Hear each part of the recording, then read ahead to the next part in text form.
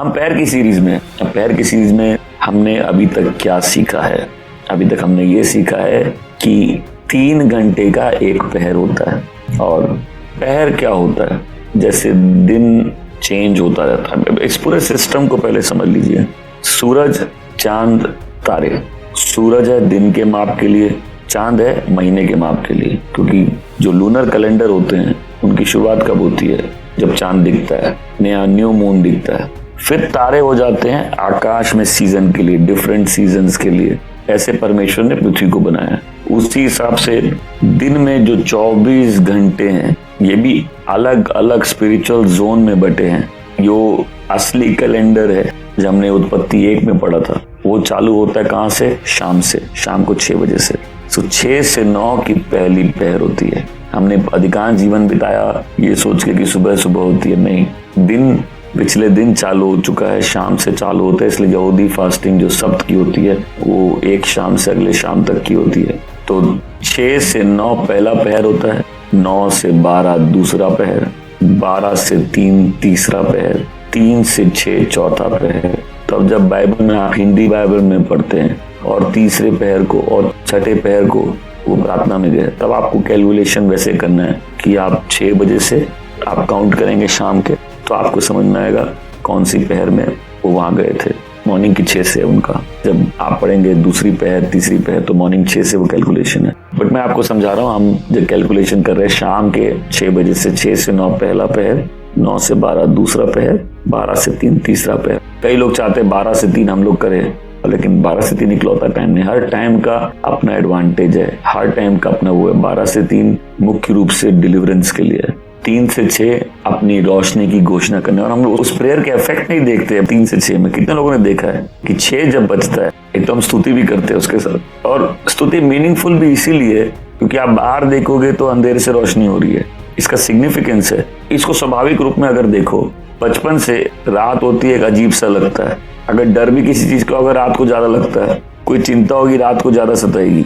लेकिन जब मॉर्निंग होती है, मालूम नहीं सिस्टम रिन्यू हो जाता है, एक आशा आ जाती है, जैसे लगता है कि सब कुछ नया हो गया है। आमीन। तो सेम चीज स्पिरिचुअली ट्रांसलेट अगर कर दे तो वो टाइम है अपने मॉर्निंग को कमांड करने का। आमीन। आज हम 5वें पहर की प्रार्थना में जाएंगे। तो इसको अगर इस ढंग से देखें तो ये पहर क्या है? ये पहर स्पिरिचुअल गेट्स की ओपनिंग है। उदाहरण के तौर पे पेंटेकोस्ट सुबह 9 बजे की घटना है, जब पतरस उस आदमी को चंगा करता है जो मंदिर के गेट पे बैठा होता है। वो दोपहर 3 बजे की कहानी है और वो प्रेयर कंप्लीट करके आ रहे थे। 12 से 3 उन्होंने प्रेयर कंप्लीट की थी।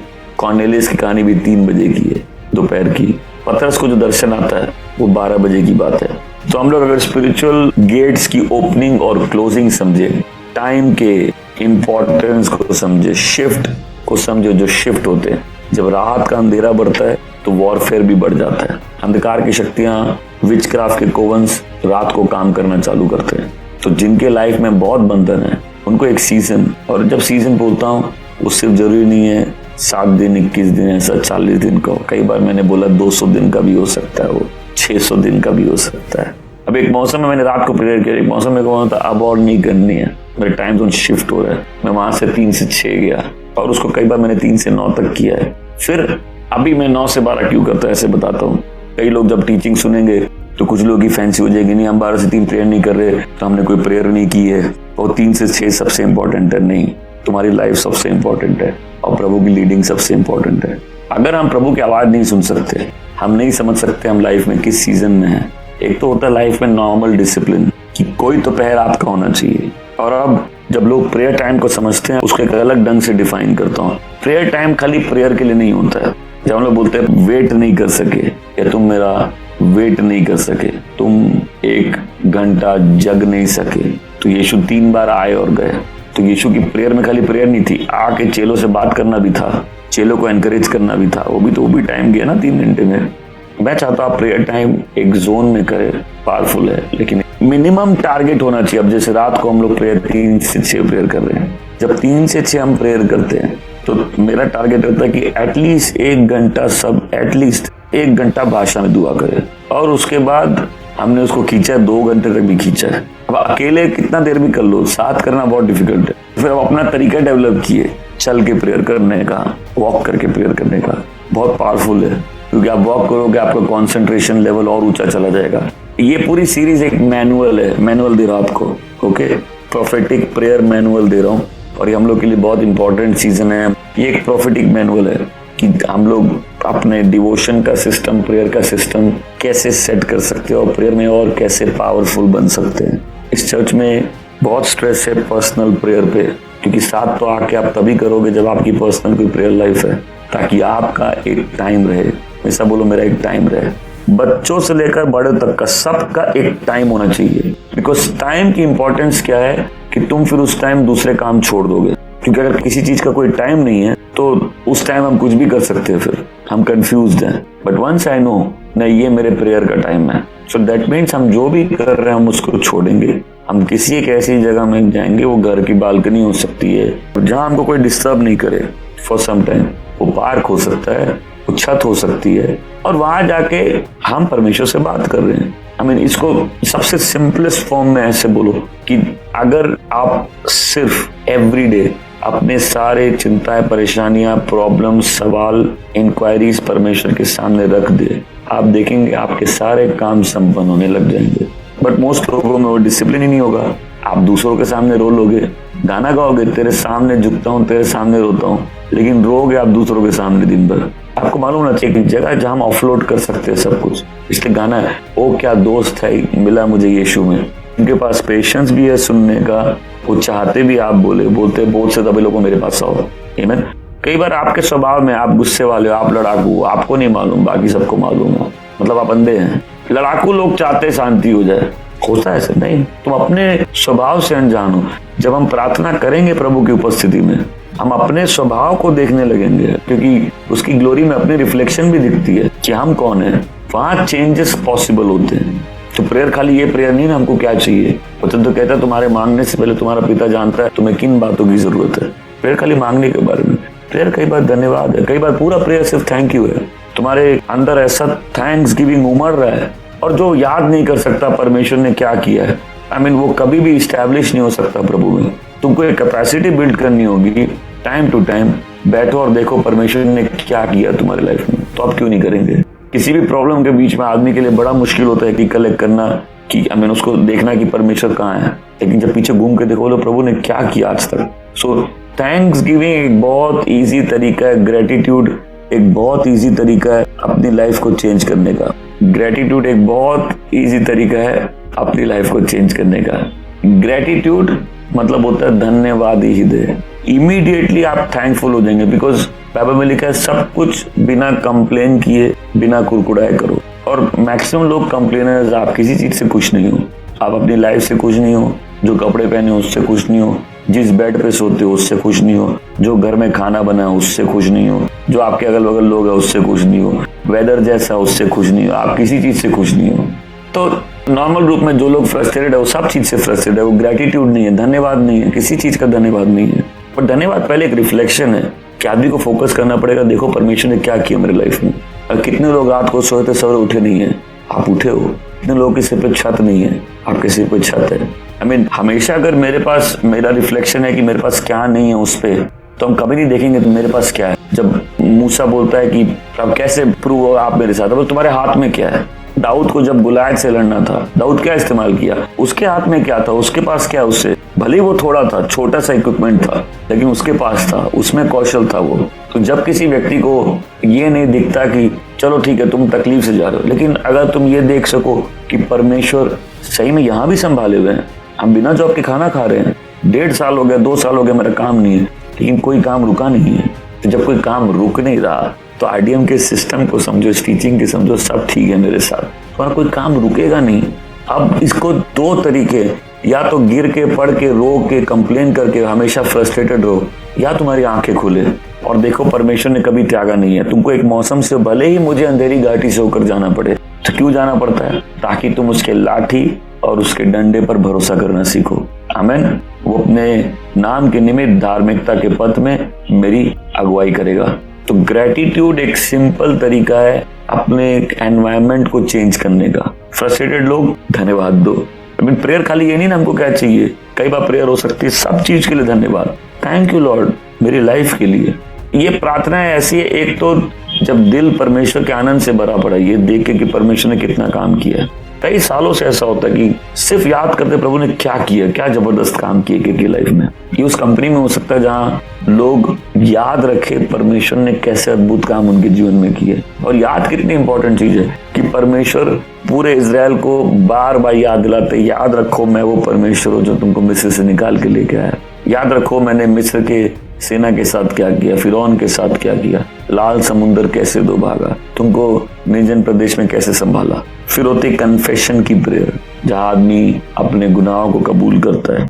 फिर होती है वॉरफेयर प्रेयर्स। सीजन्स होते हैं ये। एक सीजन आपके वैसे ही प्रेयर करोगे, लड़ाई की प्रार्थना है। एक सीजन ऐसे होता है आप घिर गए हो तो उस समय कौन सी प्रेयर, उस समय वॉरफेयर की प्रेयर है। एक सीजन होता है स्पिरिचुअल सॉन्ग्स का, वो खैर एवरी सीजन होना चाहिए, ये सारी चीजें एवरी सीजन होनी चाहिए। बट एक सीजन होता है आप ग्लोरियस सॉन्ग्स में अटके हुए हो, आप परमेश्वर की स्तुति गा रहे हो, आप उसको निहार रहे हो। एक बार मैंने प्रभु से मांगा एक अभिलाषा कि मैं जीवन भर प्रभु के मंदिर में निवास करूं, उसकी मनोरता के दर्शन करूं। आपका ध्यान परमेश्वर पर है और आप नए नए आत्मिक गीत भजन से रोज उसको सराहते हो। और एक सीजन ऐसे निकल सकता है, आप अगर ऐसे ही करते रहेंगे एक टाइम पे वो जाके एंजेलिक वर्शिप हो जाएगी, क्योंकि आपको मालूम नहीं आपकी वर्शिप के साथ एंजल्स भी इन्वॉल्व है। आपको मालूम नहीं आप स्वर की फ्रीक्वेंसी पकड़ चुके हो, आपको मालूम नहीं कि आप आत्मा में सिंहासन के सामने हो, आपको दिख नहीं रहा। तो प्रेयर के अलग अलग डायमेंशन है। फिर होती है इंक्वायरी की प्रेयर, जो हम लोग आज इस पे विषय पे आएंगे। पूछने की प्रेयर, मैं क्या करूं प्रभु, मैं वहां जाऊं कि नहीं जाऊं, प्रभु सिचुएशन में क्या करना है, प्रभु मैं ये बैटल लड़ूं कि नहीं लड़ूं, प्रभु मैं मुझे शादी करनी चाहिए कि नहीं करनी चाहिए, प्रभु जॉब में ये प्रेशर्स है, मैं यहाँ बना रहा हूँ कि नहीं बना रहा हूँ। ये सारी चीजें रेगुलर चीज है, क्योंकि कोई रात वॉरफेयर में बीत सकती है, कोई रात वर्शिप में बीत सकती है, कोई रात इंक्वायरी में बीत सकती है, कोई रात थैंक्सगिविंग में बीत सकती है, कोई रात कन्फेशन में बीत सकती है। बट एक सीजन्स भी होते हैं, इंटेंस वॉरफेयर के सीजन, जब आदमी सब जगह से गिरा है, जब रात काली हो गई तब 12 बजे आंख खुल जानी चाहिए। देन एक सीजन चेंज होगा, तुमको सेंस होगा परमेश्वर एक शिफ्ट ला रहे, एक नया काम करना चाहते हैं। हो सकता है वो टाइम शिफ्ट हो जाए 3 से 6। अब तुम रोशनी की घोषणा कर रहे हो, तुम प्रोफेटिक डिक्लेरेशन कर रहे हो। आमीन। 6 से 9 लाइट बढ़ रही है, हमेशा बोलो लाइट बढ़ रही है। और जनरली बहुत पीसफुल टाइम होता है। ये देखना है 6 से 9 बड़ा फास्ट बीत जाता है, पीसफुल टाइम रहता है। तो ये अब 5वीं पहर है। अब प्रेयर को खाली प्रेयर मत देखो, प्रेयर को एक सिस्टम देखो डिवोशन का, जहाँ खाली प्रेयर इन्वॉल्व नहीं है। कई बार उसमें बुक रीडिंग हो सकती है, उसमें बाइबल रीडिंग होती है, उस पे वर्शिप होता है, उसमें थोड़ा टाइम चुपचाप बैठना होता है प्रभु की प्रेजेंस में। इस मिनिस्ट्री में जितने लोग आते हैं एक चीज सीखते हैं, म्यूजिक को कैसे इन्वॉल्व किया जा सकता है, क्योंकि म्यूजिक अपने साथ एक फ्रीक्वेंसी में आता है। तो अगर तुम्हारी फ्रीक्वेंसी कुछ भी है, वो अगर म्यूजिक एनॉइंटेड और प्रोफेटिक है, वो तुम्हारी फ्रीक्वेंसी तुरंत चेंज कर देगा। अब ऐसे समझो, हर चीज अगर फ्रीक्वेंसी में, तो स्वर की एक फ्रीक्वेंसी है, राइट। तभी तुम चिंता से, दुख से, घबराहट से, निराशा से, परमेश्वर से हमेशा कटा हुआ महसूस करोगे इन चीजों के कारण। बट जहां तुम जॉयफुल होगे, तुम प्रेस से भर जाओगे, थैंकफुल होगे, वर्शिप में जाओगे, मेडिटेटिव मोड में जाओगे, मतलब तुम सोच रहे हो प्रभु के भलाई पे, प्रभु के वचनों पे मनन कर रहे हो, तुम्हारी फ्रीक्वेंसी ऑलरेडी चेंज हो जाती है। बहुत तुम इजीली प्रभु की प्रेजेंस को एक्सेस कर सकते हो, थ्रोन को एक्सेस कर सकते हो। तो कहावत ऐसी है कि हम सब कभी कभी साउल जैसे हैं, और हम सबको दाऊद चाहिए जो अभिषिक्त गाना बजा के हमको छुटकारा दे। तो उसमें म्यूजिक की मिनिस्ट्री आ जाती है। तो जो हम मॉडर्न टाइम में ऐसे कि आप बजाना नहीं जानते, सुनना तो जानते हैं। दाऊद तो बजाना चाहता था, आप सुनना तो जानते हैं। जब आप कुछ नहीं बजा सकते, आज के टाइम इतनी सुविधाएं हैं, इतने गाने हैं, इतने अनॉइंटेड म्यूजिशियंस हैं, उनकी म्यूजिक है, पूरा यूट्यूब भरा पड़ा। आप जो खोजोगे आपको वही मिलेगा, और यूट्यूब आपको वही दिखाता रहेगा जो आपने खोजा है। इतने सारे रिसोर्सेज अवेलेबल हैं, किताबें अवेलेबल हैं, आपको उसका फायदा उठाना होगा। मैं कई बार फोन से इसलिए परेशान होता हूँ कि डिस्ट्रैक्शन है, टाइम बहुत कम है, और हाथ में फोन आने से टाइम वेस्ट हो जाता है। बट फोन एक ब्लेसिंग भी तो है, अगर आप उसको सही इस्तेमाल करें तो, राइट। वो ब्लेसिंग है ना। प्रभु बोले तुम्हारे हाथ में क्या है, बोले प्रभु इसमें तुम इंस्टाग्राम देख रहे हो, बोलो उसको बंद करो, बाइबल खोलो, वो भी तो फोन में है, किताब भी तो डाउनलोड हो सकती है, म्यूजिक भी तो चल सकता है, राइट। तो डिवोशन को सिर्फ प्रेयर मत देखिए, एक सिस्टम देखिए जिसमें प्रेयर फुल है। हम प्रार्थना के एटीट्यूड में हैं। वो वचन पढ़ते समय भी हो सकता है, क्योंकि अगर मेरे अंदर वचन नहीं, हम प्रार्थना क्या करेंगे। तो हमने जैसे थोड़ी देर वर्शिप की, उसके बाद हम वचन पढ़े। अब वचन पढ़ते पढ़ते प्रभु बात कर लिए, बस प्रेयर का पॉइंट भी मिल गया, प्रेयर का ग्रेस भी मिल गया, प्रेयर का एनवायरनमेंट भी मिल गया, प्रेयर किया, फिर वर्शिप किया, फिर थोड़ी देर प्रभु की उपस्थिति में चुप बैठे। तो आप एक टाइम जोन डिसाइड कर सकते हो कि चलो ये 3 घंटे मेरे 3। अब बहुत से लोग नहीं निकाल पाएंगे। यीशु बोले क्या तुम मेरे साथ 1 घंटा नहीं जग सके? तो सबका टारगेट होना चाहिए, अगर यीशु बोल रहे हैं हम लोग को क्या तुम 1 घंटा नहीं जग सके, तो 1 घंटा मिनिमम मेरा प्रेयर का टाइम होना चाहिए। लेकिन अगर आप उसको 3 घंटा बनाओगे तो वो एक प्रेयरफुल एटीट्यूड रहेगा कि 3 घंटे हम अभी कोई और एक्टिविटी नहीं करेंगे। आप कोई भी लोटवा की मीटिंग निकालो, प्रेयर रूम निकालो, आपके पास है 1 घंटा, आप ऐसी वर्शिप में बिता सकते हो। आपके पास ऑडियो बाइबल है, आधा घंटा आप बाइबल सुनो, नहीं सुनना आप कोई वचन सुनो और साथ में बाइबल खोल लो, जहां प्रभु ने बात की वहां से प्रेयर चालू कर दो। 1 घंटा प्रेयर किया, अब 1 घंटा में मैक्सिमम टाइम आप जो प्रेयर करना है उसको सिस्टम क्या सिखाया। आप अगर भाषा में बात कर सकते हैं ये बहुत बड़ी ब्लेसिंग है, क्योंकि आपको नहीं मालूम क्या प्रेयर करना है। ऑब्वियसली प्रभु ने कोई बात की, आप उसका रिस्पॉन्स भाषा में नहीं दोगे, आप उसका रिस्पॉन्स अपनी भाषा में दोगे। लेकिन भाषा में कुछ समय तक आप प्रेयर करोगे, फिर आप समझ के साथ प्रेयर करोगे, फिर भाषा में कुछ समय प्रेयर करोगे, फिर समझ के साथ प्रेयर करोगे, और जो एंड का हिस्सा होता है वो आप समझ के साथ प्रेयर करोगे। कैसे? जैसे मंदिर की प्रार्थना होती है। कितने लोगों को याद है याजक की तरह प्रार्थना कैसी होती है? नहीं याद है? मैं क्विकली याद दिलाता हूँ। आप मंदिर में प्रवेश करोगे तो पहले बलिदान का स्थान है, यीशु को धन्यवाद दोगे, पिता को धन्यवाद दोगे कि यीशु के एक ही बलिदान है, अब और बलिदान बार बार नहीं चढ़ने, कि यीशु के बलिदान के द्वारा आप हमेशा पिता के मंदिर में उसकी उपस्थिति में प्रवेश कर सकते हो। सो प्रेयर आप चालू करोगे। अब एवरीडे ये प्रेयर डिसिप्लिन होने हैं।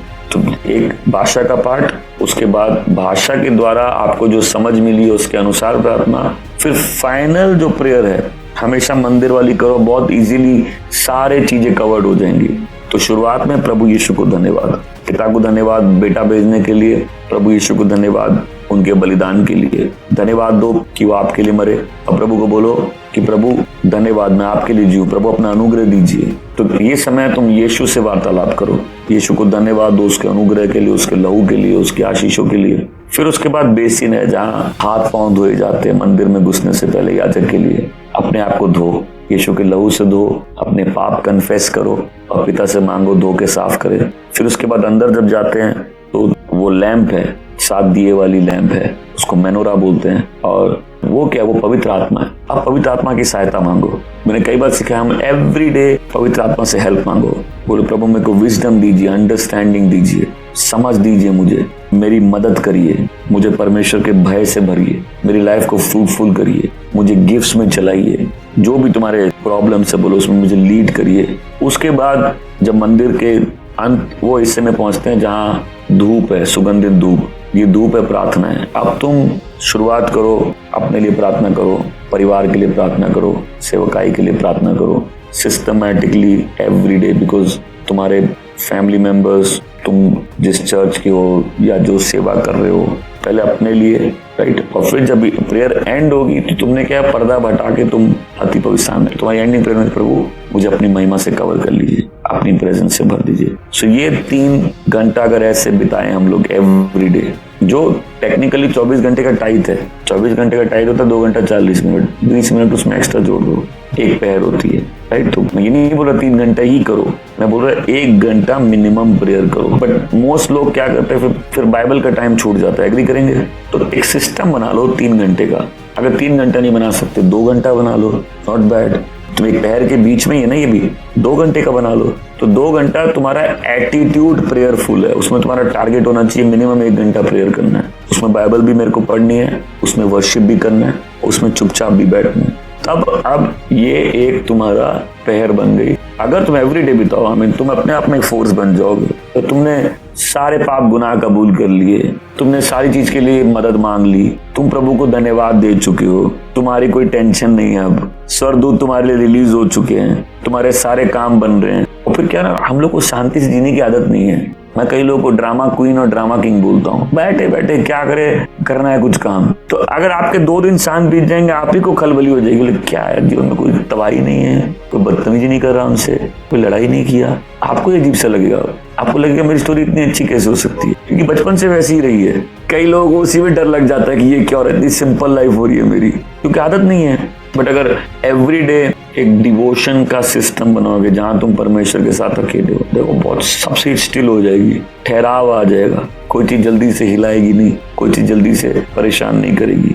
ये टाइम फिर 6 से 9 5वीं पहर ये बन जाता है डायरेक्शन का टाइम, गाइडेंस का टाइम, इंस्ट्रक्शन का टाइम, उनके लिए जो सुनने के लिए तैयार है।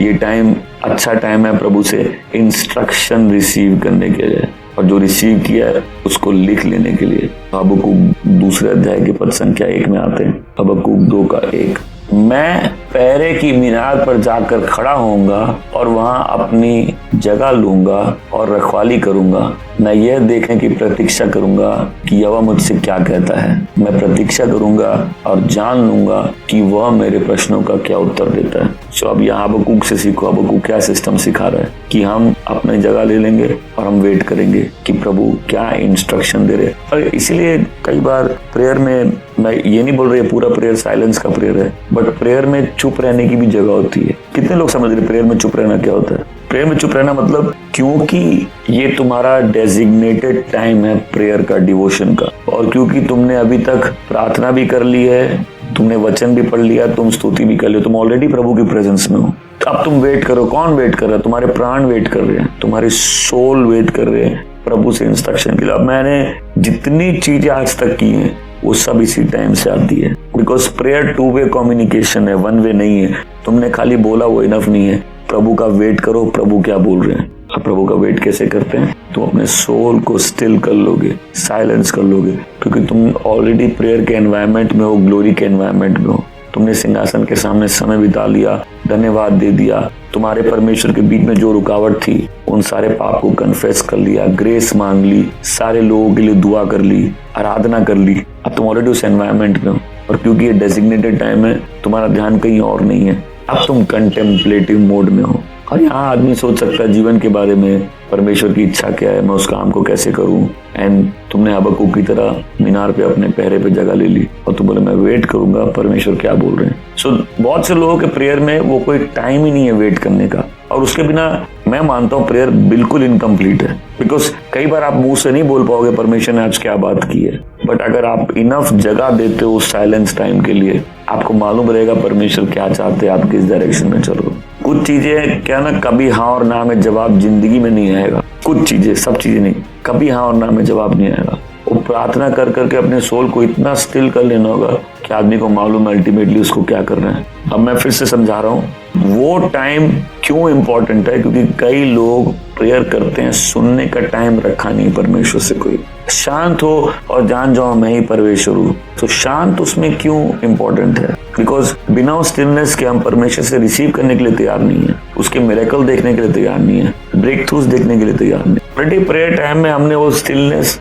अपने सोल में कल्टीवेट कर ली, तो अब थोड़ा टाइम अब प्रभु के उपस्थिति में बैठना है। और परमेश्वर हर जन से यूनिकली बात करते हैं, किसी से ड्रीम से बात करते हैं, किसी से किताबों के थ्रू बात करते हैं, किसी से विजन से बात करते हैं, सरकमस्टेंसेस के थ्रू बात करते हैं, अपनी आवाज के थ्रू बात करते हैं। तुम्हारा जो भी सिस्टम है प्रभु से सुनने का, तुमसे अगर प्रभु ड्रीम में बात करते हैं ना, तो तुम्हारा सोने का भी टाइम उसी के अंदर होना चाहिए। अब मैं ऐसे से लोगों को जानता हूँ, अभी प्रेयर की आंख बंद करेंगे, प्रभु उसी समय कुछ दर्शन दे देंगे। तो ये 6 से 9 का टाइम इंस्ट्रक्शन का है, डायरेक्शन का है, वेटिंग का टाइम है, मेडिटेशन का टाइम है, शांति से आराधना करने का टाइम है, साइलेंट प्रेयर का टाइम है।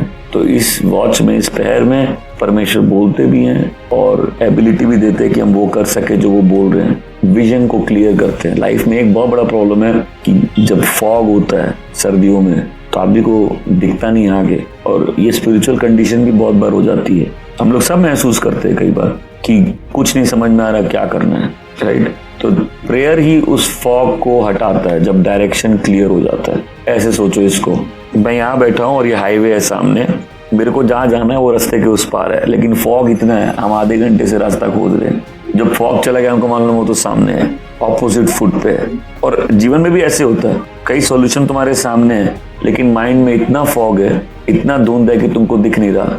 जब फॉग जाता है तो डायरेक्शन क्लियर हो जाता है।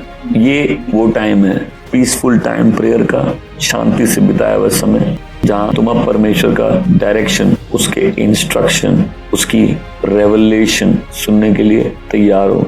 भजन संहिता 62 का 5, साम्स 62:5, मैं यहोवा की बाट धीरज के साथ जोता हूँ, बस परमेश्वर ही अपने उद्धार के लिए मेरी आशा है। तो वॉच कैसे होती है? अब दाऊद सिखा रहा है कि मैं परमेश्वर की बाट धीरज के साथ जोता हूँ। सो अगेन, लोग प्रेयर टाइम को बोलने का टाइम जब बोलते हैं, मैं चाहता हूँ हम लोग प्रेयर टाइम वेट करने टाइम समझे। कितने लोगों को ये डेफिनेशन समझ में आई, वेट करना है? बिकॉज तुम्हारे प्रेयर टाइम में तुमने बोलना सीखा है, सुनना कभी सीखा नहीं है। तो तुमको अपने आत्मिक कान, अपने आत्मिक सेंसेस अगर प्रिपेयर करने हैं, वो प्रभु की उपस्थिति में होंगे। और सिर्फ प्रेयर नहीं है, उसमें वर्शिप भी है। कई बार वर्शिप म्यूजिक के साथ नहीं हो सकती। कई बार होता है कि तुम्हारे हार्ट में एक जॉयफुल सॉन्ग है और तुम उसको गा रहे हो, तुम बार बार उसको गुनगुना रहे हो और उसी से तुम प्रभु की उपस्थिति में हो। वचन पढ़ना, फिर वचन की घोषणा कई बार होती है। बैठे हैं तो किसी एक वचन पे ही पूरा मनन है, पूरा ध्यान उस वचन पे। भजन संहिता 131 के 2 में आते हैं, मैं निश्चल हूँ, मेरी आत्मा शांत है। मेरा आत्मा शांत और अचल है, जैसे कोई शिशु अपनी माता की गोद में तृप्त होता है। स्टिलनेस। ऐसी अगेन हमारा सीजन है कि कैसे लड़ाई कभी हारते नहीं है। दाऊद 66 लड़ाई लड़ा, कभी हारा नहीं। और दाऊद का सिस्टम देखो, तुमको मालूम है दाऊद एक वॉरियर है, एक पोएट है, एक म्यूजिशियन है, एक लवर है, एक राइटर है, एक किंग है, एक शेफर्ड है, तुमको सब मालूम है। लेकिन एक प्रेयर के रूप में देखो, सबसे पहले वो एक प्रॉफिट भी है, वो स्पिरिचुअल वॉरियर का मास्टर है, स्पिरिचुअल वॉरफेयर का। नंबर 3, वो इंक्वायरी के प्रेयर का मास्टर है, तुम बार बार पूछोगे मैंने प्रभु। नंबर 4, वो अपने आप को एनकरेज करने में मास्टर है, I encourage my self in the Lord. Number 5, वो अपने आप को स्टिल करने में मास्टर है, वो एक्सीलेंट वर्शिपर है। और प्रभु के बोलते मैंने अपने हृदय से जुड़ा व्यक्ति पाया, क्योंकि दाऊद परमेश्वर की पूरी इच्छा कंप्लीट करता है। एक ही पाप उसका मेन होता है, जो वो यूराया की पत्नी के विषय में जो करता है, बैतशेबा के विषय में। मैं निश्चल हूँ, मेरी आत्मा शांत है। और मेरी दुआ है कि हमारी प्रेयर टाइम हमारी लाइफ में ऐसा रिफ्लेक्ट करे कि आप निश्चल हो जाए, काम हो जाए, क्वाइटेड हो जाए अपनी सोल में। मेरी आत्मा शांत है, जैसे कोई बच्चा अपनी माँ की गोद में सेटिस्फाइड होता है, सिक्योर्ड होता है, तृप्त होता है, वैसे हम सिक्योर्ड है। हालेलुया। सो अपने डिवोशन टाइम को, प्रेयर टाइम को प्रेयर टाइम नहीं बोलना है। ओके, प्रेयर टाइम को प्रेयर टाइम नहीं बोलना है, वॉच टाइम बोलना है, पहर का टाइम बोलना है, शांत होने का टाइम बोलना है, वेट का टाइम बोलना है, इंतजार का टाइम बोलना है। इवेंट जब हम लोग ये वर्ड यूज करने लगेंगे, क्या होगा? पूरा प्रेयर टाइम का अप्रोच चेंज हो जाएगा। बिकॉज हम खाली बोल नहीं रहे हैं, हम खाली प्रेयर नहीं कर रहे हैं, हम बहुत कुछ कर रहे हैं। और ये मेरी पहरेदारी का समय है। यूहन्ना 10:27 में मेरी भीड़ मेरी आवाज सुनती है और मेरे पीछे चलती है। आमीन। सो ये पैर प्रभु की आवाज सुनने के लिए। अब क्या हम लोग इसी पैर में आवाज सुन सकते? नहीं, किसी भी पैर में सुन सकते हैं, लेकिन हम अलग अलग पैर के फर्क की बात बता रहे हैं। तो इस पैर में जो प्रार्थना करेगा उसके लिए इजी होगा प्रभु की आवाज सुनना, अपने सोल को साइलेंट करना, इंक्वायरी की प्रेयर करना। तुम्हारी स्पिरिचुअल स्टेमिना और स्ट्रेंथ बढ़ेगी। आमीन। जो प्रोफेटिक मिनिस्ट्री करना चाहते हो, प्रोफेटिक मिनिस्ट्री में, प्रोफेटिक ग्रेस में वो बढ़ जाएंगे। आमीन। सी अगेन, तुम जब किसी भी प्रोफेटिक मिनिस्ट्री के लोगों को देखोगे, बड़े साइलेंट में उनकी सोल रहती है, क्योंकि उनको परमेश्वर से सुनना है। जब आप कुछ सीजन ऐसे बिता लोगे, आपके पूरे लाइफस्टाइल और लाइफ के अप्रोचेस सब में फर्क होने लग जाएगा। बिकॉज सोल स्टिल है। शांत हो और जान जाओ मैं तुम्हारा परमेश्वर हूँ। आमीन। तो फिर इंक्वायरी प्रेयर। अब इंक्वायरी के लिए तुम क्या करोगे? अपने आप को विनम्र करोगे, स्पेसिफिक क्वेश्चन पूछोगे। तुमको स्पेसिफिक आंसर चाहिए, तुम्हारा क्वेश्चन स्पेसिफिक होना चाहिए। तुम जनरल क्वेश्चन करोगे, जनरल आंसर मिलेंगे। इस बात को समझो, अगर तुम विश्वास करते हो, तुम जो क्वेश्चन पूछोगे उसका आंसर मिलेगा। पूछो कैसे? वेट करने से। तुम अभी पूछो, तुमको अभी भी चाहिए, कई बार अभी भी आ सकता है। कई बार 5वें महीने के 8वें दिन परमेश्वर का वचन आया, बट क्योंकि तुम्हारी लाइफ में सिस्टम बिल्ड है वेट करने का, तुम वेट कर रहे हो। सो प्रेयर इज वेटिंग। तो जब आप उस वर्ड पे फीस्ट करोगे, फीस्ट होता है दावत में आप खा रहे हो तो पूरा खाना एंजॉय करके खाते हो, राइट? तो आपको वर्ड में फीस्ट करना है तो वर्ड के साथ टाइम स्पेंड करना होगा। तो जब आदमी इंक्वायरी की प्रेयर करता है, जैसा बोले इंक्वायरी की प्रेयर क्या होती है? तुम स्पेसिफिक क्वेश्चन पूछ रहे हो, तुमको परमेश्वर से इंस्ट्रक्शन चाहिए, स्पेसिफिक क्वेश्चन है, प्रभु मैं ये करूं कि नहीं करूं? तो तुम्हारे कंफ्यूजन में क्लैरिटी आ जाएगी, तुमको परमेश्वर की योजना और पर्पस समझने में मदद मिलेगी, तुमको गाइडेंस मिलेगी ताकि तुम डिसीजन ले सको, और तुम्हारे डिसीजन तुमको परमेश्वर की इच्छा में लेके आ जाएंगे। तुम्हारा फेथ बिल्ड होगा, क्योंकि अब तुमने परमेश्वर की आवाज सुन ली। इस बात को सिस्टम समझो, अगर परमेश्वर बोल दिए हो जाएगा, 1 साल बाद हो, 1 दिन बाद हो, 10 साल बाद हो, वो जरूर होगा। सिंपल सा सिस्टम समझाता हूँ। एक तरीका है, परमेश्वर बात करते हैं अपने पीस से। कोई भी सिचुएशन है, अगर तुम प्रेयर कर रहे हो, प्रभु तुमको पीस दे रहे, दैट्स इट। मतलब इसमें 10 सिचुएशन अराइज हो सकती है, ये सिचुएशन कंटिन्यू भी हो सकती है, बट प्रभु तुमको पीस दे रहे। और पीस दे रहे का मतलब प्रभु बोल रहे सब ठीक है। अब तुम्हारे ऊपर है, तुम उस बात पे चिंतित भी रह सकते हो, लेकिन फेथ कैसे बिल्ड होता है? परमेश्वर जब पीस दे रहे, हम क्यों अपने पीस को खोए? तो इस सिचुएशन से मेरा क्या रिएक्शन है? पीस, सब ठीक है मेरे साथ, हालेलुया। तो इस ग्रेस के लिए क्या करना है? एक टाइम सेट करना है। टाइम सेट करने का पॉइंट यही है, डिस्ट्रैक्शन से फ्री टाइम। आमीन। फिर जब तुम्हारे क्वेश्चन स्पेसिफिक हैं तो तुम्हारे पास लाइफ में बहुत क्लैरिटी रहेगी। फिर जब तुमने वेटिंग का अप्रोच रखा है तो तुम प्रभु की आवाज सुन पाओगे। आमीन। फाइनल होता है ओबे करना, जो प्रभु बोलते हैं उसको ओबे करना। सो ये वॉच है 5वीं पहर, ये डायरेक्शन की वॉच है, इंस्ट्रक्शन की वॉच है, गाइडेंस की वॉच है, साइलेंटली प्रभु पे वेट करने की वॉच है। आमीन। प्रेयर टाइम नहीं है वो इंतजार का समय है। आमीन। सो अगर सब वो समय बना लो और टारगेट रखो 3 घंटा, शुरुआत 2 से कर सकते हो, 1 से। लेकिन अगर सीखना है तुमको, कई बार एनर्जी नहीं लगेगी, कई बार मन नहीं करेगा, कई बार लगेगा बेहोश हो जाए, कई बार लगेगा प्रभु आज ही मेरे को उठा के ले जाइए, कहाँ फंस गए हम। लेकिन थोड़े टाइम बैठे रहोगे, आनंद भी आ जाएगा, नशा हो जाएगा। और प्रेयर का नशा एक ऐसा नशा है ना, एक बार उस हाइट में चले गए और कोई नशा उसको मैच नहीं कर सकता है। वो ग्लोरी का नशा है। बिकॉज तुम्हारी जब प्रेयर लाइफ खराब होगी, तुमको कुछ अच्छा नहीं लगेगा, तुमको लगेगा हमको वही चाहिए वापस। तुम प्रेयर छोड़ भी दोगे, वापस प्रेयर में चले जाओगे, तुमको मजा नहीं आया, तुमको दुनिया अच्छी नहीं लग रही, तुमको कोई चीज अच्छी नहीं लग रही, तुमने जो ग्लोरी टेस्ट कर ली वैसा आनंद कुछ नहीं दे पा रहा।